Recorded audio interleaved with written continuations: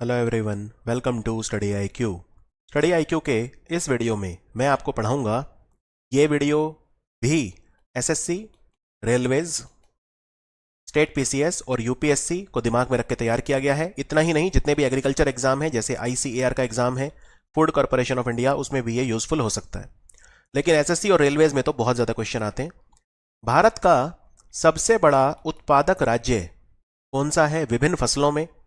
फसल क्या होती है? फसल जैसे गेहूं, चावल, बाजरा, ज्वार, ये सब। और नकदी फसलों में कैश क्रॉप, नकदी फसल। अब नकदी फसल क्या होती है? जिसकी आप पैदावार करते हो, जिसको उगाते हो सिर्फ उसे बेचने के लिए। ठीक है, जैसे जूट है। जूट समझते हैं आप? जूट के बैग होते हैं। आजकल तो हम पर्यावरण पे इतना ध्यान दे रहे हैं, हम कहते हैं कि भाई आप पॉलीथीन इस्तेमाल मत करिए, जूट इस्तेमाल करिए।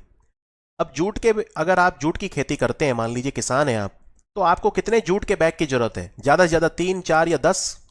तो जूट की अगर आप खेती कर रहे हैं आप बहुत ज़्यादा, तो यानी कि आप उसे बेचने के लिए ही उगा रहे हैं। तो कैश क्रॉप, नकदी फसल इन्हें कहा जाता है। जैसे रुई है या कॉटन, कपास बोलते हैं जिसे, कॉटन। या तिलहन है, तेल निकलता है जिनसे, तिलहन। जैसे सूरजमुखी का तेल है, या कई चीज़ों का तेल निकलता है ना, ऑयल सीड्स होते हैं जो, सरसों का तेल है इत्यादि। तंबाकू है, तंबाकू की खेती कोई क्यों करेगा? उसे बेचने के लिए करेगा, खुद तो वो उसका उत्पाद वो कर नहीं सकता, सेवन उतना ज़्यादा नहीं कर सकता। अब किसी ने सिगरेट भी पीनी है तो एक डब्बी पी लेगा, उसके लिए पूरे खेत में अगर वो तंबाकू उगा रहा है तो वो पॉसिबल नहीं है। तो उन्हें नकदी फसल कहा जाता है, कैश क्रॉप कहा जाता है। ठीक है, तो इनमें जो हमारे कृषि मंत्रालय का डेटा है वित्तीय वर्ष 2021 का, वो क्या कहता है, आइए देखते हैं। अगर मैं आपसे बात करूं कि भारत में जो मेजर क्रॉप्स हैं, यानी भारत में जो मुख्य फसलें हैं जो उगाई जाती हैं, वो कौन सी हैं, तो उनमें नंबर 1 पे है चावल। 32% जो भारत का जो पैदावार है, यानी कि ये जो परसेंटेज है ना, ये total production in million ton है। यानी भारत में जितनी भी पैदावार हुई है, जितना भी प्रोडक्शन हुआ है, या जितना भी उत्पादन हुआ है, तीनों शब्दों का मतलब एक ही है। जितना भी भारत में उत्पादन हुआ है, आप उसको मिलियन टन्स में ले लो। उसमें 32% चावल, यानी पहले नंबर पे है चावल और दूसरे नंबर पे है गेहूं, यानी कि वीट। कोई डाउट यहां पे? और फिर तीसरे नंबर पे गन्ना, चौथे नंबर पे तिलहन, सारे तिलहन मिला के जिनसे तेल निकलता है, ऑयल सीड। फिर दालें हैं सारी, दालें भी बहुत तरह की होती हैं। फिर है कपास, फिर है मकई यानी मेज, मक्का, भुट्टा, अलग अलग नाम है, ज्वार, फिर जूट और फिर बाजरा। ठीक है, लेकिन आपको याद रखना है सिर्फ नंबर 1 और नंबर 2, तो वो है चावल नंबर 1 पे और गेहूं नंबर 2 पे। ये मैं बात कर रहा हूं मिलियन टन के हिसाब से, मिलियन टन। ठीक है, मान लो अगर 100 मिलियन टन है टोटल, तो उसमें 32 मिलियन टन जो है वो चावल है। अब भारत में जो एग्रीकल्चर सीजन होते हैं वो 3 तरह के होते हैं। एक तो खरीफ की फसलें, फिर रबी, और फिर जायद बोलते हैं जिसे। खरीफ की जो फसल होती है आप उसे उगाते हो जून जुलाई में और काट लेते हो सितंबर अक्टूबर में। इनमें मेनली चावल, बाजरा, ज्वार, गन्ना, जूट, कॉटन, रागी, बाजरा, ज्वार, मेज, ये सब है। ठीक है, फिर है रबी की फसलें। रबी की फसलें आप उगाते हो अक्टूबर नवंबर, और होली पे आप काट लेते हो। होली त्यौहार होता है ना, हार्वेस्ट फेस्टिवल, यानी मार्च अप्रैल में आप उसे काट लेते हो। तो मेनली विंटर्स में ये ग्रो होती हैं। ठीक है, क्योंकि अक्टूबर नवंबर जब खत्म होता है, नवंबर होते होते विंटर्स आ जाती हैं, और विंटर जब चली जाती है मार्च अप्रैल, तो तब आप इसे काट लेते हो। इनमें मेनली गेहूं है या बारले, बारले बोलते हैं जौ, जौ जिससे बियर बनती है, बारले। ग्राम मतलब चना, लिनसीड सरसों और आलू। तो ये सारे जो हैं भारत में ये रबी फसलें हैं। फिर जायद, जायद बेसिकली सीजन होता है खरीफ और रबी के बीच में, तो ये 2 बार आता है।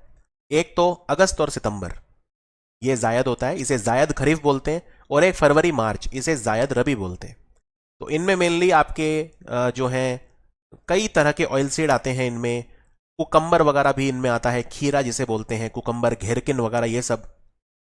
या कुछ हमारे विशेष तरह के ज्वार होते हैं वो इनमें आते हैं। तो वो जायद सीजन में ग्रो किए जाते हैं।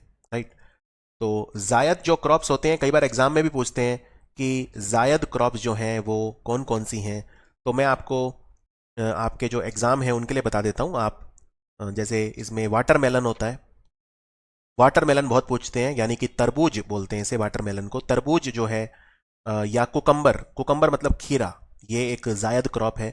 फिर बिटर गार्ड, बिटर गार्ड होता है, बिटर गार्ड को करेला बोलते हैं, बिटर गार्ड, राइट। फिर पंपकिन होता है, कद्दू बोलते हैं इसे, ये भी जायद है। स्ट्रॉबेरी भी कुछ हद तक जायद है। तो ये कुछ हमारे फल और सब्जियां हैं, लेकिन क्योंकि हम इस वीडियो में हम बात कर रहे हैं मेनली क्रॉप्स और कैश क्रॉप्स की, तो उसमें कुछ ऐसे तिलहन होते हैं जो ग्रो किए जाते हैं जायद सीजन में। तो भारत में मुख्य क्रॉप्स कौन सी हैं जो हम उगाते हैं? सीरियल्स मतलब जो रोज के खाद्यान्न वगैरह की चीजें हैं, उनमें हम चावल, गेहूं, ज्वार, चना, बाजरा, रागी और दालें। ऑयल सीड मतलब जिनसे तेल निकलता है, लिन सीड मूंगफली का तेल, ग्राउंडनट, सेजामे, सनफ्लावर सूरजमुखी का तेल, रेप सीड और मस्टर्ड सीड यानी सरसों। फिर है प्लांटेशन, प्लांटेशन में टी, कॉफी और रबड़, ये है प्लांटेशन क्रॉप, चाय, कॉफी और रबड़। मसालों में मेनली पेपर मतलब मिर्च, काली मिर्च होती है रेड पेपर, ब्लैक पेपर, और लाल मिर्च होती है रेड पेपर। जिंजर आप जानते हैं,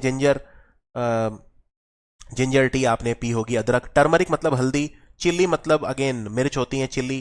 क्लोव मतलब होता है लौंग, इसे लौंग बोलते हैं। जैसे आपने सुना होगा रिसेंटली कि कन्याकुमारी जो है वहां का जो लौंग है क्लोव, उसे जीआई टैग मिला था। सैफरन मतलब केसर। फिर है कैश क्रॉप्स, कैश क्रॉप में बता चुका हूं, जिनको नकदी फसल बोलते हैं, जैसे कि शुगर केन, टोबैको या जूट है, कॉटन, ये सब। फिर है फाइबर क्रॉप, फाइबर क्रॉप भी कैश क्रॉप की ही एक प्रकार हो गई, जिनसे फाइबर मिलता है, जैसे कॉटन या जूट वगैरह, ये फाइबर क्रॉप्स इन्हें बोलते हैं। तो भारत में टोटल फूड ग्रेन प्रोडक्शन अगर मैं बात करूं, यानी आप भारत में वो फसलों की बात करो पहले जो खाने के लिए होती हैं, जैसे चावल, गेहूं, मकई, या कोर्स या न्यूट्री सीरियल जैसे सोरघम, बाजरा, रागी वगैरह, ये सब, ज्वार और दालें, इनकी मैं बात करूं तो यूपी नंबर 1 है, इसमें कोई शक नहीं है, यूपी नंबर 1 है, राइट। चावल के मामले में जो है यूपी बंगाल के बाद आता है। व्हीट में यूपी नंबर 1 हर साल ही रहता है। तो यूपी ओवरऑल नंबर 1 है। भारत की जो भी फूड ग्रेन्स होती हैं वो लगभग 19% यूपी से आती हैं। तो पहले अब मैंने क्योंकि आपको पहले फूड ग्रेन बता दिए, अब एक एक करके बात करते हैं, पहले राइस की, फिर व्हीट की, फिर मेज। तो आपको इंडिविजुअली भी पता होना चाहिए नंबर 1 कौन है। ओवरऑल यूपी नंबर 1 है फूड ग्रेन्स में। चावल में जो है बंगाल हर साल नंबर 1 रहता है, और इस बार भी बंगाल नंबर 1 रहा, हालांकि यूपी अब कैचअप कर रहा है। यूपी में आप जानते हैं जो तराई वाला इलाका है यूपी में, जिसे बंगाल में हम द्वार बोलते हैं, ठीक है ना, तराई द्वार भी कई बार एक साथ भी बोल देते हैं, तराई द्वार, जो फुटहिल्स ऑफ हिमालयाज होते हैं उन्हें तराई कहा जाता है। तो वहां पे चावल की खेती बहुत ज्यादा, चावल को पानी बहुत ज्यादा चाहिए, राइट। चावल धान की फसल बोलते हैं इसे कई बार, तो इसमें पानी बहुत लगता है, तो वहां पे काफी नमी होनी चाहिए। तो भारत चाइना के बाद दुनिया में दूसरा सबसे बड़ा उत्पादक है चावल का, और यूपी जो है वहां पे सबसे ज्यादा एरिया चावल का है भारत में कल्टीवेशन। अगर मैं एरिया की बात करूं, क्षेत्रफल की बात करूं, तो यूपी में चावल उगाने योग्य जो भूमि है वो सबसे ज्यादा है। लेकिन पर हेक्टेयर ईल्ड पंजाब में सबसे ज्यादा है, यानी उत्पादकता पंजाब में सबसे ज्यादा है। समझ में आया? तो दो वर्ड होते हैं, एक होता है उत्पादन और एक होता है उत्पादकता। दोनों में क्या फर्क है? उत्पादन मतलब होता है प्रोडक्शन, और उत्पादकता मतलब होता है प्रोडक्टिविटी। इनमें फर्क बताता हूं। मान लो कोई व्यक्ति है ए और कोई व्यक्ति है बी, और ए के पास 5 हेक्टेयर जमीन है और बी के पास जो है 2 हेक्टेयर जमीन है, ठीक है। अब ए के पास जो है फसल उगी वो 10 किलो फसल उगी 5 हेक्टेयर जमीन पे, मान लो 10 किलो चावल उगा, ठीक है। बी के पास 2 हेक्टेयर जमीन है और उस पर 6 किलो चावल उगा। कोई डाउट इसमें? तो उत्पादन किसका ज्यादा है और उत्पादकता किसकी ज्यादा है? उत्पादन मतलब टोटल कितना उगा, तो वो ए का ज्यादा है। ए के पास 10 किलो चावल है और बी के पास 6 किलो, तो उत्पादन तो ए का ज्यादा है। लेकिन उत्पादकता किसकी ज्यादा है? यहां पे 1 हेक्टेयर जमीन पे सिर्फ 2 किलो चावल उगता है ए के पास, लेकिन बी के पास 1 हेक्टेयर जमीन पे 3 किलो चावल उगता है, तो उत्पादकता बी की ज्यादा है। समझ में आया? लेकिन उत्पादन ए का ज्यादा है। तो उत्पादन में बंगाल नो डाउट नंबर 1 है, लेकिन उत्पादकता सबसे अच्छी पंजाब में है।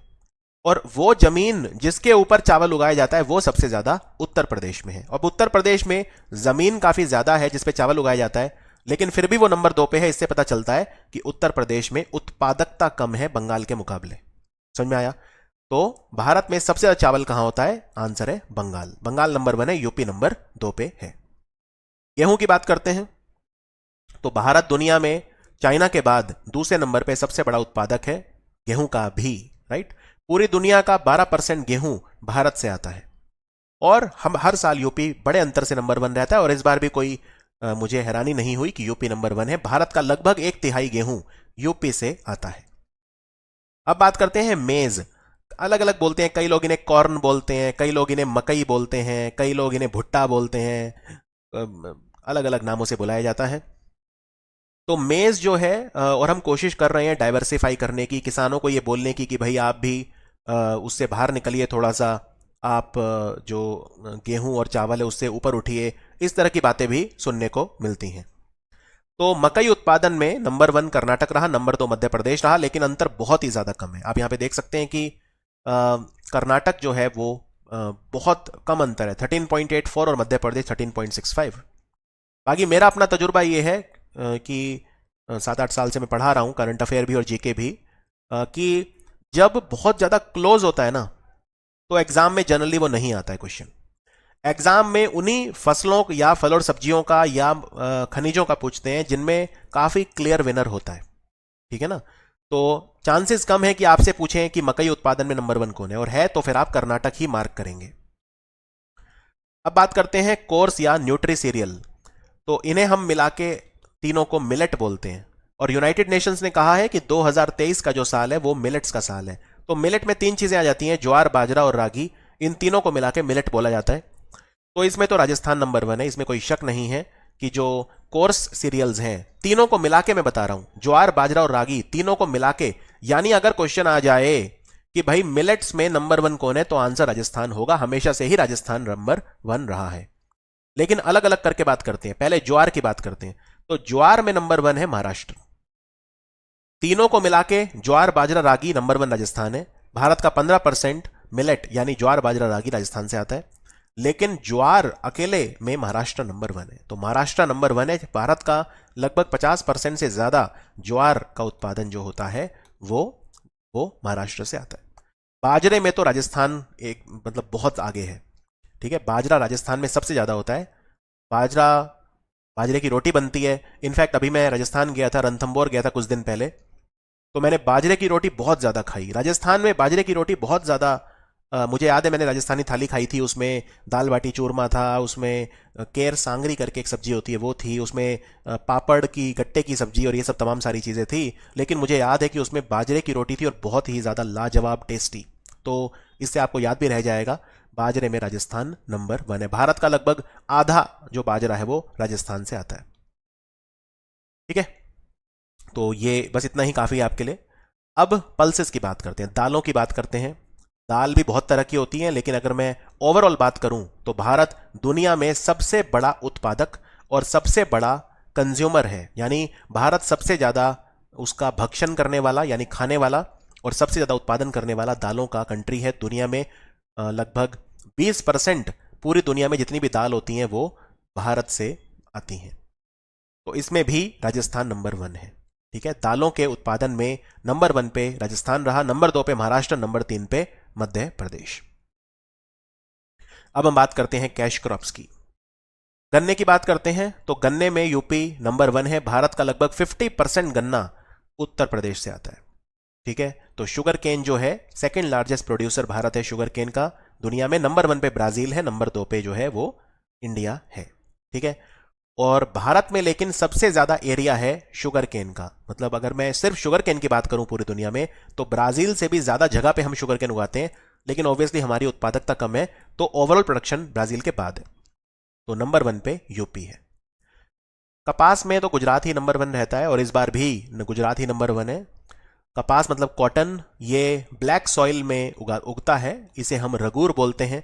तो भारत में कई जगह ऐसी हैं जहां पे काली मिट्टी है, जैसे काठियावाड़ जो प्लेट्यू था, पठार था पहले, या डेक्कन पठार था, डेक्कन ट्रैप, वहां पे भी काली मिट्टी काफी है। और मालवा का जो पठार है, जो मध्य प्रदेश में मेनली मालवा का पठार, वहाँ पे भी काफ़ी ज़्यादा मिलती है, क्योंकि ये जो तीनों पठार है ना, ये वॉल्केनिक ओरिजिन के हैं। ज्वालामुखी जब फटता है तभी तो काली मिट्टी बनती है ना। जब वो बाहर निकलता है, मगमा बाहर निकलने के बाद उसे लावा बोलते हैं, जब वो सूख जाता है, उसी की वेदरिंग जब होती है तो काली मिट्टी बनती है। तो काली मिट्टी आपको यहां देखने को मिलेगी। गुजरात नंबर 1 और तेलंगाना नंबर 2 पे और महाराष्ट्र नंबर 3 पे रहा, लेकिन गुजरात नंबर 1 है कपास उत्पादन में, इसमें कोई शक नहीं है। ठीक है। और पूरी दुनिया में भारत कपास का नंबर 1 उत्पादक है। इंडिया नंबर 1 है। पूरी दुनिया का 22% कपास की खेती जो होती है वो भारत में होती है। और भारत में लगभग 90% जो कॉटन हम यूज करते हैं वो बीटी कॉटन यूज करते हैं। बैसिलस thuringiensis का जीन डालते हैं, जेनेटिकली मॉडिफाइड क्रॉप है ये बीटी कॉटन। अब बात करते हैं जूट और मेस्ता। मेस्ता भी एक पौधा होता है जिससे फाइबर मिलता है। तो इसमें भारत जो है वो दुनिया का सबसे बड़ा प्रोड्यूसर है जूट और जूट के जो प्रोडक्ट है उनका, राइट। तो बंगाल बड़े बड़े अंतर से नंबर 1। आप देख सकते हैं भारत का 80% जूट बंगाल से आता है, राइट। इवन बांग्लादेश में भी काफ़ी ज़्यादा जूट होता है, और भारत की जो जूट है उसको काफ़ी कंपटीशन भी मिलता है बांग्लादेश से, क्योंकि बांग्लादेश में भी जूट बहुत ज़्यादा ग्रो होता है। तो बांग्लादेश से ही लगता है बंगाल, तो बंगाल में 80% भारत का जूट बंगाल से आता है। दूसरे नंबर पर रहा बिहार। चाय की बात करते हैं। पूरी दुनिया में चाइना के बाद दूसरे नंबर पे सबसे ज़्यादा चाय भारत में होती है। इनफैक्ट अगर मैं एक्सपोर्ट करने वाले कंट्रीज की बात करूं तो भारत केन्या, चाइना और श्रीलंका के बाद चौथे नंबर पे टी का एक्सपोर्ट सबसे ज़्यादा करता है। ठीक है। चाइना के बाद सबसे ज़्यादा उत्पादन प्रोडक्शन भारत में होता है, लेकिन एक्सपोर्ट के मामले में चौथे नंबर पे है। और असम आप जानते हैं, ठीक है, असम में सबसे ज़्यादा जो चाय है वो होती है। भारत की आधी चाय असम से ही आती है। लेकिन अगर क्वेश्चन आ जाए कि भारत में सबसे ज़्यादा जो शहर है वो कौन सा है जहां पे चाय का उत्पादन होता है, तो आंसर है दार्जिलिंग। और दार्जिलिंग बंगाल में है। दार्जिलिंग बंगाल में है। तो शहर की बात करें तो दार्जिलिंग, और राज्य की बात करें तो असम। कॉफी की बात करते हैं तो भारत की 70% कॉफी कर्नाटक से आती है। कर्नाटक में कोडागु, चिकमंगलुरु, बाबा बुडानगिरी हिल्स, यही बहुत सारे एरिया हैं, कुर्ग वगैरह, जहां पे कॉफी होती है। तो कॉफी कर्नाटक नंबर 1 है और केरला नंबर 2 है। भारत की ज्यादातर कॉफी बस इन्हीं 2 जगह से आती है। अब हम बात करते हैं तिलहन यानी ऑयल सीड्स की बात करते हैं। अगर मैं सारे ऑयल सीड मिला दूं, यानी मूंगफली का तेल, रेप सीड, सरसों का तेल, सोयाबीन का तेल और सूरजमुखी का तेल, तो सबका उत्पादन अगर मैं देखूं तो राजस्थान नंबर 1 है और गुजरात बहुत ही क्लोज है। मध्य प्रदेश भी काफी क्लोज है, मतलब इनमें काफी नेक एंड नेक रहता है। लेकिन ओवरऑल राजस्थान नंबर 1 है सारे ऑयल सीड्स के प्रोडक्शन में। लेकिन अब एक एक करके देखते हैं। तो सबसे पहले मूंगफली की बात करते हैं। मूंगफली में तो हमेशा से आंसर गुजरात ही रहा है, ठीक है। और इस बार भी भारत की लगभग आधी मूंगफली गुजरात से आती है। 45.9 है, मतलब लगभग 46% मूंगफली। और चाइना के बाद भारत दुनिया में दूसरे नंबर पे आता है मूंगफली के उत्पादन में, यह भी ध्यान रखिए। रेपसीड और मस्टर्ड के मामले में बात करते हैं तो राजस्थान बड़े अंतर से, राजस्थान में आपने वो सरसों के जो उत्पादन है, सरसों के खेत आप देख लेंगे वहां पे, तो रेपसीड और सरसों इनमें राजस्थान नंबर 1 है। सोयाबीन में मध्य प्रदेश नंबर 1 है, महाराष्ट्र नंबर 2, राजस्थान नंबर 3। लेकिन मेनली सोयाबीन जो है वो मध्य प्रदेश और महाराष्ट्र वाली बेल्ट में ही होता है। सूरजमुखी में कर्नाटक बड़े अंतर से नंबर 1 रहा, ठीक है। सूरजमुखी सनफ्लावर प्रोडक्शन में कर्नाटक नंबर 1 है। तो ये था हमारा video, short sweet and crisp video था एकदम, जो मैंने फसलें और जो कैश क्रॉप्स हैं दोनों के बारे में आपको बताया कि क्रॉप्स और कैश क्रॉप जो हैं मेजर प्रोड्यूसिंग स्टेट इंडिया के कौन से हैं। ये डेटा मिनिस्ट्री ऑफ एग्रीकल्चर की वेबसाइट से लिया गया है। एसएससी रेलवेज में बहुत ज़्यादा उपयोगी, स्टेट पीसीएस में भी बहुत क्वेश्चन आते हैं इससे। डिपेंड करता है कौन सा स्टेट है, लेकिन स्टेट पीसीएस में काफ़ी आते हैं। यूपीएससी में तो ऑब्वियसली ये इंपॉर्टेंट है ही। Indian council of agriculture research, food corporation of India जैसे एग्जाम में भी, नाबार्ड के एग्जाम में भी इससे क्वेश्चन आते हैं। तो आई होप ये वीडियो आपको पसंद आया होगा। मेरे जो पेड यूजर हैं, मेरी कोशिश रहती है उनको ज़्यादा से ज़्यादा कंटेंट दिया जाए। बहुत ही हाई क्वालिटी का कंटेंट मैं देता हूँ हमेशा। कई बार वीडियो इसी वजह से लेट भी हो जाता है क्योंकि इतना ज़्यादा उसमें घुसना पड़ता है डेटा में, इतना लेकिन मुझे उम्मीद है कि स्टूडेंट जो है वो समझते हैं इस बात को कि क्वालिटी में टाइम लगता ही है। मैं कभी भी क्वालिटी में कॉम्प्रोमाइज़ नहीं करता। और ये कोड आप हमेशा याद रखिए, GG33। अगर आप कोई भी एग्जाम उसकी तैयारी कर रहे हैं और आप मेरा करंट अफेयर या स्टैटिक जीके या कोई भी कोर्स खरीदना चाहते हैं, आप ये कोड लगा दीजिए GG33, आपको 33% डिस्काउंट उस पर मिल जाएगा। सो मैंने 3 वीडियो बनाए, एक जिसमें मैंने बताया खनिज में नंबर 1 कौन है, फल और सब्जियों में नंबर 1 कौन है, और फसल और नकदी फसलों में नंबर 1 कौन है। ये तीनों वीडियो अगर आप देख लेंगे आप काफ़ी कॉन्फिडेंट महसूस करेंगे ऑलरेडी। और ये वीडियो इस तरह से डिज़ाइन किए गए हैं, अगर आप इनको एक बार देख लेंगे तो भी आपको 50 से 60% चीज़ें याद रहेंगी। ये एक बहुत बड़ा अंतर है, राइट, कि एक पाठन की जो कहते हैं ना पठन पाठन, तो पठन पाठन जो ऑब्वियसली पढ़ना तो आपको ही है, लेकिन जो एक पढ़ाने की शैली है मेरी वो इस तरह की है जहां मैं बच्चों को चीज़ें याद करवा पाता हूं, राइट। तो वो उस बात में मुझे काफ़ी अच्छा कॉन्फिडेंस महसूस होता है कि हाँ मैं ये काम करवा पाता हूं। बट रिजल्ट्स भी दिए हैं। अभी भी जो रिजल्ट आया था SBIPO का, उसमें सारे टेस्टिमोनियल सबूत के साथ अपने टेलीग्राम, इंस्टाग्राम, हर जगह मैंने डाले हैं। ESIC UDC का एग्जाम हुआ था 2-3 दिन पहले, उसमें पूरा एकदम 100% रिजल्ट है। तो 7 साल से मेरा यही रिकॉर्ड है, ट्रैक रिकॉर्ड है, राइट। स्टेट PCS में तो मोनोपोली है, कोई भी स्टेट PCS इंडिया का आप मुझे बोल दीजिए, मैं ईयर के साथ आपको टॉपर का नाम बता सकता हूं। तो ये जो क्वालिटी है ये आपको मिलती है इस कोर्स में, और मैं चाहता हूं आप इसकी रिवीजन भी करिए। 1-2 बार रिवीजन करने से ही आप काफ़ी ज़्यादा कंटेंट रिटेन कर पाएंगे। तो मिलते हैं फिर स्टडी IQ के बाकी वीडियोज़ में। प्रीमियम यूजर्स के लिए thank you for watching study IQ।